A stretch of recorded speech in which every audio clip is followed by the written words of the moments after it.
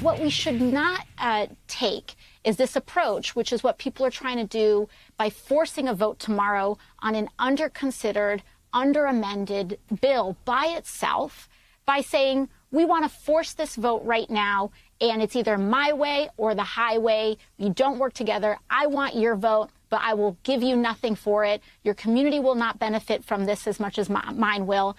We don't have to pursue that route. We can, instead of saying it's either mine or yours, we can say both of us can succeed together. And that is the case that the Progressive Caucus is making. But if we vote for this bill tomorrow, Rachel, and I want to be very clear about this, if we vote for this underfunded, too small infrastructure bill alone, instead of voting for it with the rest of the president's agenda, if we vote for it alone, it could make our climate crisis worse, and it risks being the only or the last substantive piece of legislation that we will pass. I do not believe, we do not have the assurances necessary to believe in good faith that reconciliation will pass if infrastructure passes tomorrow. Yeah, because they would lose all their leverage, the progressives would. And there's no reason to lose all your leverage simply because Nancy Pelosi is eager to have a floor vote. Now, I don't know if she's going to go forward. I know that now that the government is funded, that vote is over. The next vote that was scheduled was this vote on the corporate wet dream bill known as the BIF, the bipartisan infrastructure package, which, by the way, the House was never consulted on, okay? This thing was done in the dead of the night in the Senate by the Republicans working with the Democrats, corporate, lobby, Joe Manchin, Kirsten Sinema, all these dudes, all these people.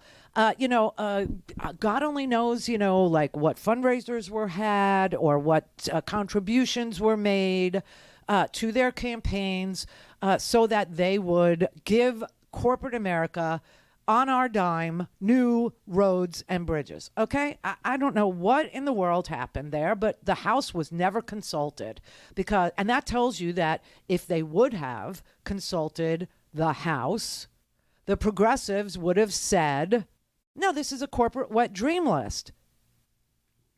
So now the progressives and the 94% of the Democratic caucus, which includes a whole lot of others, have said, listen, we weren't consulted on this corporate, wet dream bill, but we're willing to vote for it. We're willing to vote for your wet dream, but you have to invest in our communities. You have to invest in our children. You have to invest in our workers. You have to invest in America. You have to invest in Americans. You have to invest in seniors. You have to invest in toddlers. You have to invest in the things that we are prioritizing here. You have to invest in job creation.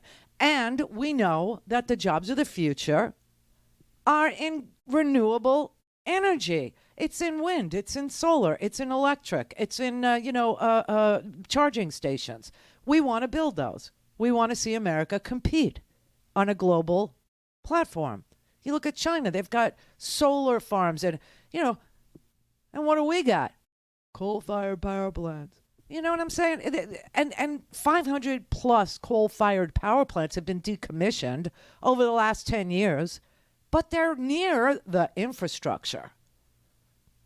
They were built there. They were built so that they could truck out, so that they could train out, rail out, so that they could, ship out coal. So they're near waterways. They're near roads. They're near rail tracks already. All we have to do is repurpose them. This is why Joe Manchin is such an impediment to West Virginians, because you have those shuttered coal-fired power plants that could be repurposed. He's protecting his own business, which is coal brokerage. That's what he does. He makes like $500,000 a year. His son runs the company for him. Over the last few years, he's made $5.4 million doing that in a blind trust that apparently can see 2020 into the future and knows he's not got a future in coal. And he's trying to milk it too. I mean, just riding the gravy train for as long as it'll take him. You know, it's just so sad and sick. It's so wrong. It's unbelievable. And that the media doesn't actually ask him about that is really creepy. In fact, somebody asked him last night about whether or not, his investments in Mansion Industries, whether or not, his ownership of Mansion Industries is coloring his position on the climate change portion of this bill. And he said, it's in a blind trust. You got a problem with that? That was his answer. And then when they said, well, your son, Joe Manchin IV, runs it, he said, you better change the subject. You better change it. But he doesn't threaten anybody. No, he's got this, I'm just a hayseed, good old country boy, and what is on my heart is what I vote thing. He's got that down pat. Please spare me. If you ever wondered what the future for West Virginia is, and it's so gorgeous there. I mean, I lived right in the tri-state area, which was Kentucky, West Virginia, and Ohio. And I know that place. That's Appalachia. That's the heart of Appalachia. Okay. And I know those people, and I know that place, and I know what has happened to you. And the sick part is what's happened to you happened at the hands of corporate. The Purdue Farmers of the world are the ones that came in there and did what they did. And now you're dying of deaths of despair. And all these coal-fired power plants had to shutter because they weren't profitable anymore because of the fracking, because of the natural gas wave. And there's a way to salvage everything for you. And it's all in this bill. It's all in there. But he's protecting his own little perch in life with this good old boy routine that he's got down. He may be able to fool some of the people all of the time, but you can't fool all of West Virginia all of the time. And so I'm here to tell you he's trying that. He is literally trying to fool you all in West Virginia all of the time. That is just sad. That is pathetic.